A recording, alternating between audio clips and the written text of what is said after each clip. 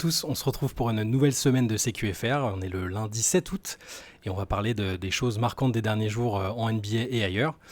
Ce matin, pas d'Antoine Pimel pour des raisons logistiques. Antoine a de la famille à la maison, c'est pas simple pour lui de trouver de la place pour enregistrer. Donc aujourd'hui, ce matin en tout cas, il sera pas avec nous, mais malgré son importante communauté de fans, euh, on a un remplaçant, un joker de luxe. C'est même pas un joker de luxe, que dis-je, c'est un titulaire à part entière. Benjamin Moubèche est avec moi ce matin. Comment ça va, Benjamin ? Bah écoute, ça va très bien, ça fait plaisir comme introduction. J'avoue que je me mettais pas sur le même pied d'égalité que le MVP en titre, mais écoute, ça fait plaisir.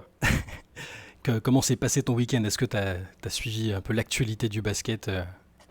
Bah, j'ai fait mon max, on va dire. J'ai lu, mais j'ai beaucoup dormi aussi, voilà, parce qu'il faut bien dormir à un moment. C'est important. Donc écoute, moi c'est le week-end.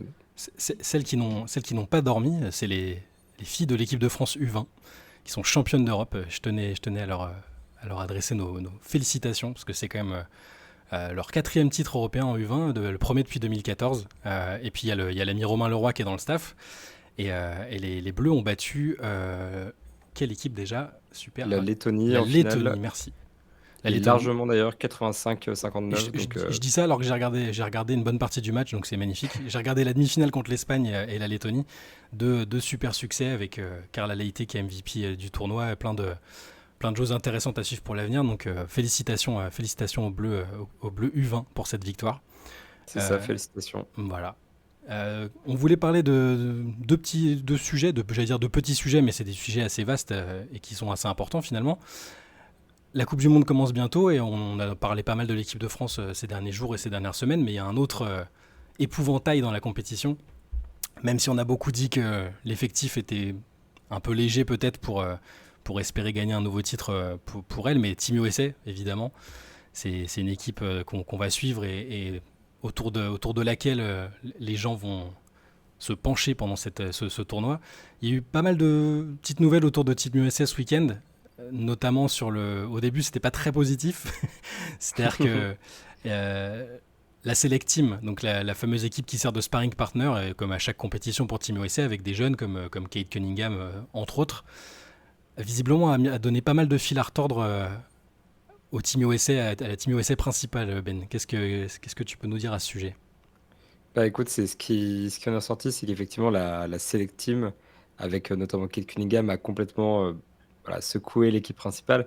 Et c'est vrai que c'est assez atypique. Enfin, la Select Team, c'est vraiment de très jeunes joueurs. Parmi eux, du coup, j'ai dit Kate Cunningham, il y a aussi Jalen Green. La plupart des joueurs qui sont là-bas, c'est soit des joueurs qui sont soit des vétérans, par exemple de G-League. Donc c'est vrai qu'ils ne sont pas censés être au même niveau que les titulaires. Maintenant, voilà quoi, ce qui s'est passé, c'est qu'apparemment, dans un scrimmage, la Select Team a complètement dominé Team USA. Ça fait 2 défaites en 2 scrimmages. Donc c'était un peu surprenant et un peu marrant. Et on a entendu en particulier beaucoup de bien de Kate Cunningham, qui aurait un petit peu mené cette équipe, qui aurait été particulièrement efficace, qui rentrait tous ses shoots, qui est impressionnant. Et ça, c'est bon signe parce que mine de rien, il revient de blessure. Donc, Hmm. je ne sais pas si on s'attendait à le voir dominer l'équipe des États-Unis, qui personnellement, moi, me convainc. Ouais. Donc, Ouais, c'est marrant. faut préciser que c'était des scrimmages de 10 minutes, hein, c'est ça, c'est 2 fois 10 minutes, Oui, donc c'est ça. on n'a pas en plus, on a quelques morceaux et quelques bouts d'images, donc ça veut pas forcément dire que, enfin, faut pas prendre ça pour argent comptant, c'est intéressant de voir qu'ils se font bousculer, ça a déjà été le cas par le passé, même la Dream Team d'ailleurs a déjà été bousculée dans des oppositions comme ça.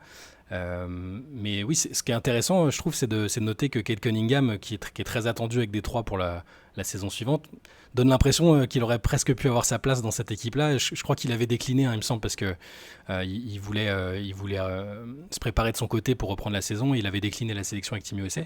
Mais de le voir comme ça, être en tout cas performant de ce qui se dit, et si ça se dit, c'est que ça s'est produit, je pense, hein. Et surtout, ça a provoqué des choses derrière parce qu'apparemment, Steve Kerr a un peu retravaillé le 5. On se doute bien qu'il allait faire des tests, hein, qu'il n'avait pas forcément un 5 en tête au moment de démarrer cette préparation.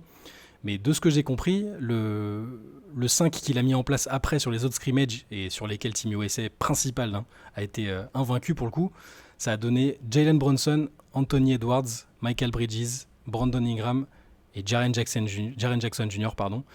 Euh, visiblement, ça pourrait être le 5 de départ des Américains pendant le mondial. Ouais, et puis perso, c'est le 5 que j'imaginais et je pense qu'il est cohérent. Où c'est un peu l'aliment de leur meilleur talent, avec Michael Bridges qui apporte quand même beaucoup d'intensité défensive. Euh, Jaren Jackson Jr. en particulier, il est quand même, il est aussi très plébiscité par les gars de Team USA, où apparemment c'est le meilleur joueur en fait des entraînements.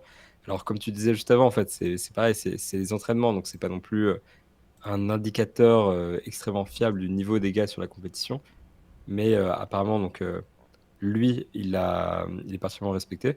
Je trouve le 5 majeur cohérent. Et mine de rien, je trouve ça aussi positif que la Select Team arrive à challenger un petit peu Mm. l'équipe principale. C'est l'objectif, en gros. C'est-à-dire que non seulement pour l'équipe principale, ça leur permet de vraiment bien s'entraîner, parce que même si c'est des scrimmages de 10 minutes, les scores, ils vont assez loin, c'est assez intense, etc. Donc c'est bien qu'il les challenge un peu là-dessus et qu'il challenge aussi Steve Kerr sur ses décisions. Et même pour les mecs de la Select Team, il faut se dire que c'est vraiment un tremplin exceptionnel pour les talents. Mm. Parce que si on regarde, là, cette année, la moitié de l'effectif de Team USA est déjà passé par une Select Team précédente. Ah Et ouais. donc, c'est vraiment en fait une liste de présélection pour Team USA. Peut-être pas pour les Jeux Olympiques où les stars viennent griller la priorité à tout le monde, Mm. mais pour les compétitions comme la Coupe du Monde. Donc, c'est assez cool pour Kate Cunningham et les gars qui auront bien voulu se montrer là-dessus. Et puis même, donc, comme je disais, pour Team USA, s'ils peuvent trouver leur mécanisme, c'est cool. Et là, je pense que ce 5 majeur-là, c'est celui qui va rester et celui qui me semble plutôt cohérent. Ouais, c'est intéressant pour Jaren Jackson Jr. parce que on n'arrête pas de dire que cette équipe a peu de chances de gagner parce que Team USA a jamais eu vraiment a jamais gagné de compétition sans au moins une superstar majeure. Donc on cherche un peu quel joueur pourrait être, si toutefois Team USA devait gagner ce tournoi, donc quel joueur pourrait être cette nouvelle superstar ou cette superstar tout court. On parle pas mal d'Anthony Edwards, forcément, qui a le profil capable de faire le show, de scorer beaucoup. Mais Jaren Jackson Jr., c'est quand même le meilleur défenseur de l'année. On sait qu'il a encore une marge de progression. Il est capable d'être fort des deux côtés du terrain. Comme toi, j'ai lu ce qui se disait sur lui. Je crois que c'est Bronson et Banchero, notamment, ou Josh Hart aussi, qu'on dit qu'il avait été incroyable. Très agressif au rebond. Enfin, exactement ce qu'ils attendront de lui pendant la compétition. Et bon, donc c'est un joueur qui va beaucoup compter et le voir dans le 5, c'est intéressant aussi. Tu parlais des joueurs, des stars qui grillaient la priorité aux autres pour les Jeux Olympiques. Je suppose que tu as entendu comme moi, enfin tu as lu comme moi le passage de Trae Young chez Gilbert Arenas qui déplorait un peu de ne pas avoir été appelé dans cette sélection. Alors il y a la plupart des stars ont décliné clairement, hein, des stars slash all-stars ont décliné parce que bon, un tournoi Indonésie, Japon, Philippines, ça les bottait pas trop visiblement. Ils préfèrent se réserver pour les JO de Paris. Mais Trae Young, lui, pour le coup, il avait vraiment envie de venir et il était assez déçu de ne pas être là. Et Gilbert Arenas a donné un peu d'eau, a apporté d'eau à son moulin en disant qu'il comprenait pas non plus pourquoi il n'avait pas été appelé alors qu'il était, selon lui, meilleur que les joueurs qui étaient en place à son poste. Est-ce que j'ai les déclats? Oui, je crois qu'il me semble que j'avais les déclats de Trae Young à côté. Il disait alors, est-ce que je veux jouer dans l'équipe olympique en 2024? Évidemment. J'ai déjà parlé à plusieurs reprises de jouer pour Team USA. Je le veux définitivement, mais c'est à eux de voir s'ils comptent sur moi. Personnellement, j'adorerais jouer avec ces gars-là, montrer mes qualités à la passe, ne pas avoir à aller sur le terrain pour marquer beaucoup, simplement être là s'ils ont besoin de moi, etc. etc. Qui respecte les anciens, etc. Voilà. Et Gilbert Arenas, qui lui, alors, c'est toi qui m'en avais parlé en off tout à l'heure. Qu'est-ce qu'il avait dit exactement, Arenas? Alors, j'ai la En déclasse substance, ouais. sous les yeux. Ouais, c'est vraiment le. En gros, je suis content pour les mecs qui sont sur la liste, mais c'est embarrassant parce qu'il y a des stars qui veulent participer, ils font des fines bouches avec ça. Ouais. En parlant quand même en particulier de Trae Young, je pense pas qu'il veuille vraiment dire star au pluriel en imaginant que LeBron James et Anthony Davis sont candidatés, mais que Steve Kerr leur a dit non, Oui. non, non, non, les gars, cette année c'est pour les jeunes. Mais ouais, en parlant de Trae Young, il disait clairement, en fait, l'effectif de maintenant, il est décevant. Et pourtant, ils se permettent de faire la fine bouche avec les stars. Ouais. Moi, ça fait un peu marrer tout ça parce que, déjà, mine de rien, sur le point de vue un petit peu stardom, justement, Trae Young, il n'est pas All-Star cette saison. Les deux meneurs de Team USA, Jalen Brunson et Tyrese Mhm. Haliburton, le sont. Donc, est-ce que c'est vraiment une plus grosse star à ce stade que Jalen Brunson?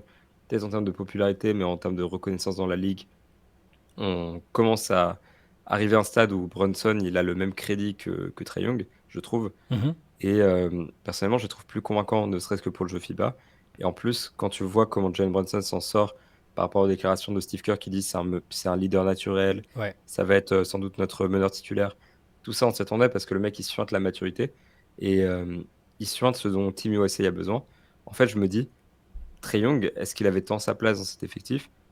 Je suis pas sûr, je pense qu'il y avait un vrai débat et du coup, enfin, voilà, c'est dommage que des joueurs qui veuillent participer se fassent recaler. C'est aussi le jeu, mais je sais pas s'il avait vraiment sa place dans cette équipe. Ouais, alors, je vais me faire l'avocat du diable peut-être sur ce coup-là. Je comprends le côté star power. C'est-à-dire que je pense que Trae Young est au-dessus en termes de star power de Bronson ou d'Haliburton. Juste en termes de rayonnement dans la ligue, même de ce qu'il a fait. Alors, c'est vrai que là, les dernières saisons sont un peu moins à son avantage. Mais bon, il a quand même emmené les Hawks en finale de conférence. C'est un gros scoreur tous les ans. Par contre, je pense qu'il évoque pas le nœud du problème. Enfin, que ni Arenas ni lui n'évoquent le nœud du problème. C'est-à-dire que je pense pas que ce soit à cause du talent ou parce que ou parce que le front office de Team USA estime que Trae Young est moins fort que Bronson et Haliburton. Je pense que c'est son étiquette de mauvais coéquipier qui le dessert, en fait. Parce que quand je dis mauvais coéquipier, peut-être mauvais leader plutôt, parce que tout ce qu'il y a eu avec Nate McMillan avant son départ, le fait qu'au sein du front office, on sait qu'il y en a qui sont plutôt sceptiques sur sa capacité à être leader, on sait qu'il a eu des accrochages avec quelques coéquipiers, il y avait eu John Collins qui est plus là, mais pour l'instant, il n'a pas rayonné le leadership, ça a été un joueur... c'est encore un jeune joueur, hein, mais c'est un joueur qui a fait des choses, hein, et qui a un niveau All-Star assez clair, en tout cas en attaque.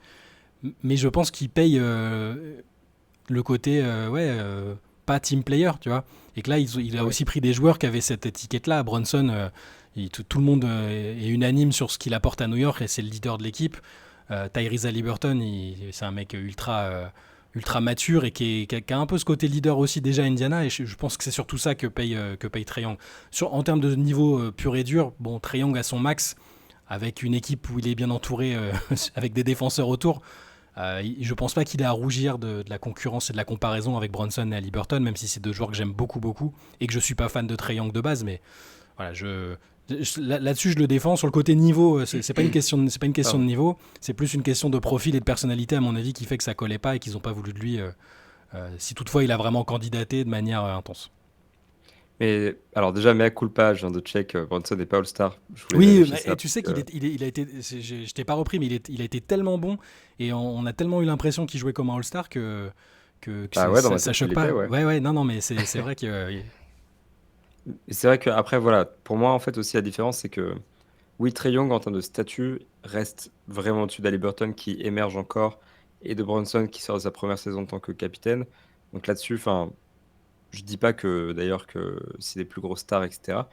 En termes de niveau aussi, intrinsèquement parlant, je pense que Trae Young peut vraiment aller au-delà de Brunson et Haliburton sur une compétition. Mais après, c'est vrai que c'est aussi, sur le plan du jeu, un joueur qui se mêle moins bien dans un effectif, dans le sens où déjà il faut beaucoup plus le couvrir défensivement parce que Trae Young, c'est vraiment un problème défensif par rapport à sa taille, et cetera. Et je trouve que aussi le jeu tourne beaucoup plus autour de lui, Mhm. alors que Brunson, par exemple, est plus capable de se mêler à un collectif et d'apporter ce dont Team USA a besoin. Sachant que Brunson, même si c'est le leader naturel, je pense pas que ce sera le meilleur scoreur. Je pense que Edwards, peut-être Ingram ont des profils plus scoreurs, vont peut-être lui passer devant. En fait, vu qu'on a déjà ces profils dans l'équipe, ça a du sens d'avoir un meneur un peu plus gestionnaire comme Brunson, comme Haliburton, des mecs qui peuvent jouer sans ballon. Trae Young, il a ce problème de quand même pas pouvoir jouer beaucoup sans ballon. Donc j'ai l'impression qu'il est moins facile à intégrer quand même à un collectif, sachant que voilà, on ne sait pas encore qui sera le meilleur scoreur. Steve Kerr, quand il compose sa liste, il le sait particulièrement pas. Donc je pense qu'il y a aussi cette question de polyvalence un petit peu qui fait que Trae Young, n'étant pas certain d'être vraiment au centre de l'attaque de Team USA, a moins sa place aussi parce qu'il n'y a que dans ce système-là que pour l'instant il brille vraiment. Ouais.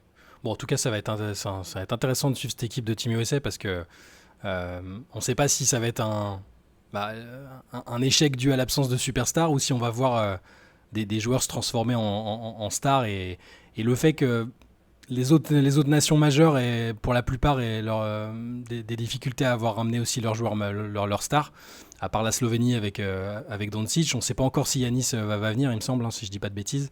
C'est ça. Bon, les Bleus sont quasiment au complet. Jokic ne sera pas là. Le Canada a monté peut-être la plus belle équipe qu'il a jamais montée jusque-là, avec Shai Gilgeous-Alexander notamment et quelques autres joueurs NBA, même si Jamal Murray, visiblement, c'est très incertain qui viennent. Il n'y a Mais pas Andrew Wiggins non plus d'ailleurs. il n'y a pas ton chouchou Andrew Wiggins, tu fais bien de le signaler parce que c'est quand même important. Donc Team USA, il y a une ouverture, c'est-à-dire que ça peut être la première fois où ils arrivent à gagner sans un des 5 ou 10 meilleurs joueurs de la ligue peut-être.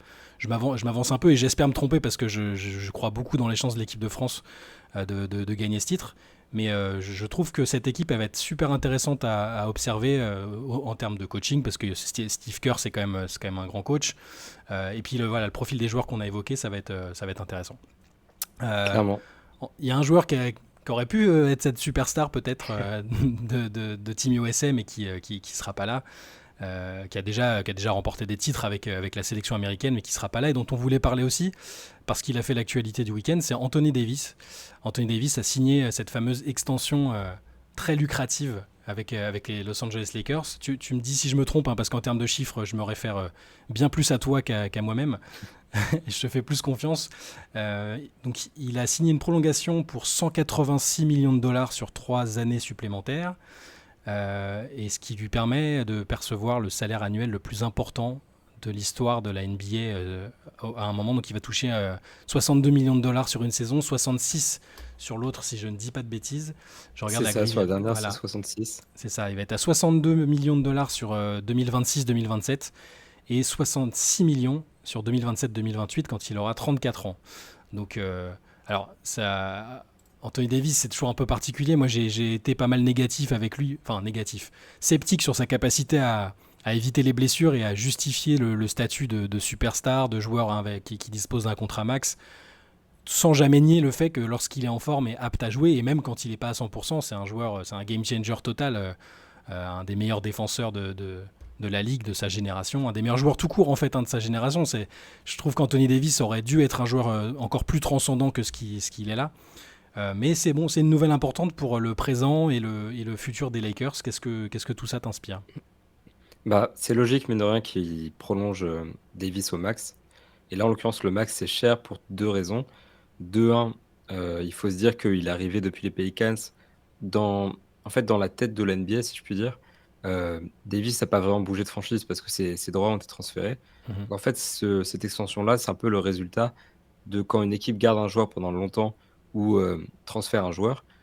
On a ce genre de choses où là, il a signé le maximum, du coup, pour 36,8% du cap en 2025-2026. Donc en fait, c'est beaucoup. Il va finir à 35% du cap en 2027-2028. Avec l'augmentation du cap, ça fait 66 millions de dollars. Donc encore une fois, déjà, c'est à relativiser par rapport au pourcentage. Et ensuite, c'est aussi logique qu'on donne le maximum à un joueur du calibre d'Anthony Davis. En termes d'avenir, je pense que déjà, il y a un enjeu quand même de sécuriser l'avenir post-LeBron James. Parce qu'on est vraiment sur la fin de l'ère LeBron James. On sait qu'il n'est pas éternel. Il a 38 ans, 39 en décembre. Il a une player option pour la saison 2024-2025. Et on ne peut jamais être sûr qu'il la prendra. Et il y a quand même un enjeu de se dire, si Los Angeles perd ses deux stars d'un coup, parce qu'Anthony Davis était synchronisé sur le contrat de LeBron James, il n'y avait ni tour de draft, ni jeune particulièrement prometteur. Austin Reeves est là, mais on sait qu'il a un plafond peut-être limité parce qu'il est déjà assez âgé et qu'il a déjà montré de belles choses.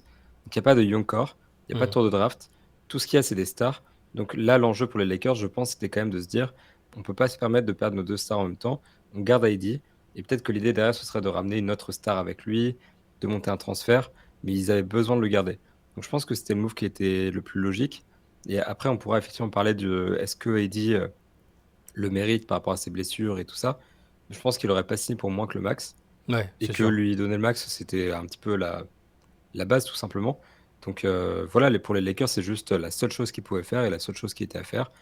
Ils l'ont faite. Ouais, je suis d'accord. C'est-à-dire que malgré tout le scepticisme qu'on peut avoir avec tout ce qui a été fait avant, la dynamique de construction des Lakers, il y avait pas d'autre choix à mon avis, hein. Mais ça comporte quand même des risques parce que on est obligé de revenir sur le nombre de matchs que joue Anthony Davis tous les ans et même le nombre de matchs qu'il joue en étant diminué, en serrant les dents, le nombre de fois où quand il se retrouve au sol. On a le même stress que quand on a notre téléphone portable qui tombe par terre. Ça, je pense que les fans des Lakers, ils ont un coup de stress à chaque fois qu'ils voient Anthony Davis au sol. Et malheureusement, là, si on regarde les chiffres, tu prends saison 2018-2019, donc là, je parle que de la saison régulière, hein. 2018-2019 avec les Pelicans, 56 matchs. 2019-2020 avec les Lakers, 62. C'est son plus haut total avec les Lakers. En 2020-2021, 36 matchs de saison régulière. En 2021-2022, 40 matchs de saison régulière. En 2022-2023, donc la dernière où les Lakers ont atteint la finale de conférence, 56 matchs de saison régulière. Alors, et en play-off, donc bon là on l'a vu, il a été important encore l'année dernière. Il a joué 16 matchs. Il a été absolument déterminant sur chacun d'entre eux, en étant peut-être le meilleur défenseur de toute cette campagne de play-off. Mais bon voilà, avec les Lakers, c'est 3 campagnes de play-off. Une dans le confort de la bulle où il n'y a pas eu à faire tous les déplacements qui peuvent être éprouvants pour le corps. On l'a vu, il a été énorme et ils ont gagné le titre. La saison suivante, malheureusement, il a joué que 5 matchs de play-off et la dernière 16. Donc il y a ce côté, quand il est là, il est absolument phénoménal et c'est le joueur le plus important de l'équipe, je trouve. Tout LeBron James qu'il est, je pense que lui-même sait qu'il a besoin d'Anthony Davis pour que les Lakers soient à leur plein potentiel. Donc il est super important, mais moi j'ai toujours ce petit scepticisme parce que s'il manque beaucoup de matchs en saison régulière, à moins que l'effectif autour arrive à bien tourner sans lui, ce qui est quand même rarement le cas, tu finis moins bien classé dans une conférence Ouest qui est ultra compétitive et tu te retrouves avec un tableau super chaud. Et même si tu arrives à aller aussi loin que l'année dernière, c'est-à-dire en finale de conférence, tu arrives sur les rotules et diminuer. C'est-à-dire que là, il va falloir que LeBron et Anthony Davis soient aptes dans les moments clés. Et pour moi, c'est une inconnue qui fait que les Lakers peuvent pas être mis vraiment tout en haut des contenders. Ce sont des contenders, je veux dire, par la force des choses. Mais je les mets un tiers en dessous d'autres prétendants, juste à cause de ça. Je pense que c'est un gros facteur et ils l'ont montré ces dernières saisons. Et même par rapport à Davis en particulier, quand tu relativises par rapport à son contrat, ses blessures, il faut se dire que pendant les 3 dernières saisons, ils l'ont payé 17 millions, 17 millions et 10 millions pendant qu'il était blessé, par rapport à son salaire global qui était donc inférieur à son extension, autour de 32, 35, 37 millions. Ouais. Donc mine de rien, en fait, une partie assez importante du salaire d'Anthony Davis est dédiée aux phases où il se blesse. Donc c'est vrai que vu comme ça, c'est un petit peu, on va dire, c'est dommage, quoi. Ouais. Mais bon, c'est vrai que maintenant, ça reste, comme tu l'as dit, un petit peu la clé des Lakers. Défensivement parlant, c'est celui sur lequel repose tout le système. Offensivement parlant, c'est le joueur qui souvent débloque les situations parce que quand il est en dessous, souvent ça marche pas. Mm. LeBron James peut évidemment débloquer un match à lui tout seul, mais une série, c'est quand même plus rare. Donc voilà, encore une fois, tu étais obligé de lui mettre le max. Mais c'est vrai que je trouve que ça fait partie un petit peu de ces joueurs-là, comme Kawhi, comme Paul George, où tu te dis, est-ce qu'il va pouvoir être à la hauteur de son contrat par rapport à ses blessures? Et c'est vrai que une fois LeBron parti, si Davis continue de jouer 36 matchs, 40 matchs, 56 matchs, il y a des chances que les Lakers manquent les playoffs. Ils l'ont fait l'année précédente. Cette saison, mine de rien, ils ont été à la lutte pour s'accrocher en playoffs. Ouais. Et je pense que non seulement c'est une situation qui est stressante pour préparer le titre, mais en plus de ça, tu as des vrais risques de ne pas faire les playoffs. Donc voilà, il y a vraiment un risque sur Anthony Davis. Maintenant, il faut juste espérer qu'il y ait un peu plus de chance dans les années à venir. Éventuellement qu'il ait un meilleur supporting cast pour l'entourer après le départ de LeBron James. Mais globalement, ouais, il faut concevoir qu'il y a un vrai risque avec cette re-signature. Ouais. Ouais, puis j'invite les gens à lire ton article qui s'intitule en NBA, il faut dépasser les chiffres pour comprendre les contrats, parce que c'est aussi un paramètre important, la nature de ce contrat dans le contexte et dans ce que ça implique maintenant aujourd'hui. Voilà, je trouvais l'article assez éclairant là-dessus. Donc, parce qu'on en reparle souvent à chaque fois quand on évoque ces signatures dans les CQFR ou les podcasts.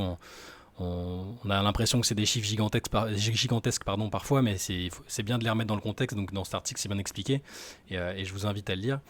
On va en rester là pour le CQFR d'aujourd'hui sur ces 2 sujets, Team USA et Anthony Davis. Ce soir, 20h, 20h30, j'ai encore oublié les horaires, je crois qu'à 20h30, l'équipe de France 20h30, ouais, je crois. Poursuit sa préparation pour la Coupe du Monde en affrontant le Venezuela à Orléans, si je dis pas de bêtises, comme vous le savez, je me trompe souvent sur les villes, les villes où sont les Bleus. Donc les Bleus jouent contre le Venezuela à 20h30, on en parlera très certainement demain matin dans le CQFR. Il y aura un podcast cet après-midi, en fin de journée, ce sera posté sur la chaîne. Demain, mardi, le soir, vous aurez droit à la late session comme d'habitude. En attendant, on vous souhaite une très bonne journée.